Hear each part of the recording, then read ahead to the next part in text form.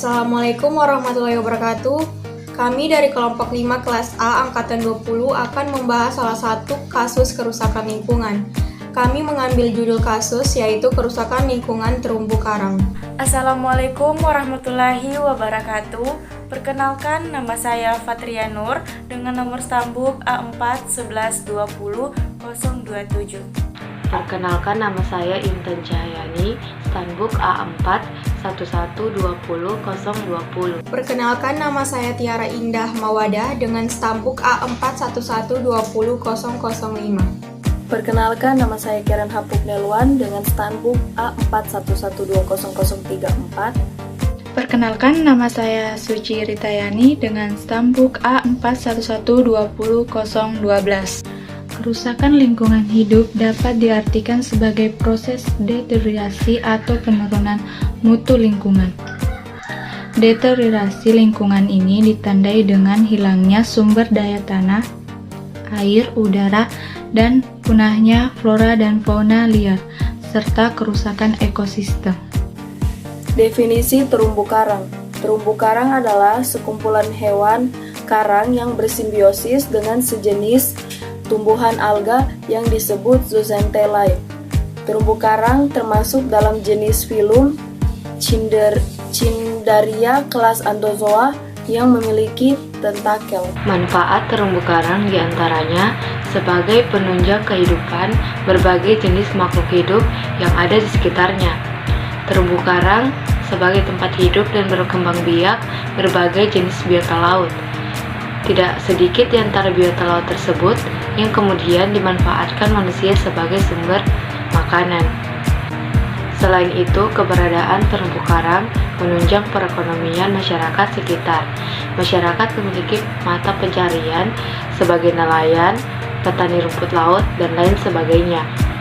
Pengembangan terumbu karang juga menjadi objek wisata pun mampu menciptakan lapangan pekerjaan bagi masyarakat, seperti pemandu wisata, penyewaan kapal, warung makan, dan profesi-profesi lainnya. Jadi, contoh kerusakan lingkungan terumbu karang itu terdapat di Raja Ampat. Kerusakan terumbu karang di Raja Ampat disebabkan oleh banyaknya kapal-kapal yang melintasi perairan di Raja Ampat, sehingga menjadi salah satu penyebab dari rusaknya terumbu karang tersebut. Tidak hanya itu, terdapat pula beberapa penyebab rusaknya terumbu karang. 1. Pengambilan terumbu karang secara ilegal. Mereka mengambil terumbu karang secara ilegal digunakan untuk membuat aksesoris atau hiasan yang bernilai ekonomi. 2. Pembangunan di pesisir pantai. Tidak hanya menguntungkan secara ekonomi, ternyata pembangunan di pesisir pantai juga dapat menyebabkan rusaknya ekosistem air laut, terutama terumbu karang. Selain itu, bangunan tersebut akan menghalangi masuknya cahaya ke dalam laut. 3. Pencemaran limbah. Limbah-limbah yang berasal dari aktivitas mesin dan rumah tangga dapat mencemari ekosistem air laut, terutama pada terumbu karang. 4. Penambangan. Tujuan dari penambangan terumbu karang yaitu untuk menghasilkan batu karang yang digunakan untuk membuat aksesoris yang bernilai ekonomi. Jika hal itu dilakukan terus-menerus, bisa kita pastikan maka terumbu karang akan punah. 5. Penangkapan ikan secara ilegal. Untuk mendapatkan jumlah ikan yang banyak, tidak jarang nelayan melakukan hal-hal yang dapat merusak ekosistem laut seperti terumbu karang. Mereka biasanya menggunakan bahan peledak. 6. Penebangan hutan mangrove. Hutan mangrove berfungsi sebagai pencegah abrasi dan memfilter air. Jika kedua fungsi tersebut hilang, maka tidak akan berjalan dengan baik, serta akan merusak terumbu karang dan ekosistem lainnya. 7. Pestisida. Jadi, penggunaan pestisida yang berlebihan pada lahan pertanian dapat mencemari air laut. Selain itu, dapat juga mencemari terumbu karang serta ekosistem lainnya. Baik, kemudian ada beberapa cara yang bisa kita lakukan untuk menjaga terumbu karang. Yang pertama, mempelajari terumbu karang.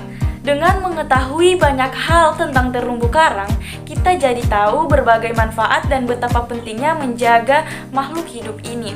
Yang kedua, aktif dalam kegiatan pelestarian laut. Salah satu cara yang paling efektif adalah ikut serta dalam kegiatan-kegiatan untuk melestarikan laut. Kemudian yang ketiga, menjaga kebersihan sungai, pantai, dan laut. Sungai sangat penting dalam proses siklus air. Itu sebabnya sampah yang ada di sungai juga akan berakhir di laut. Bukan cuma sampah plastik, tapi juga air limbah. Sampah plastik yang ada di sungai, pantai, dan laut akan tersapu ombak dan merusak terumbu karang. Kemudian selanjutnya yang keempat, tidak menyentuh dan tidak mengambil terumbu karang.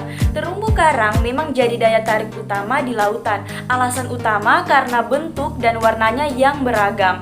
Namun, karang punya beberapa faktor pembatas yang menghalangi tumbuh kembangnya. Salah satunya adalah suhu dan salinitas. Saat karang diambil dari habitatnya dipindahkan ke tempat yang tidak sesuai, maka karang akan mati.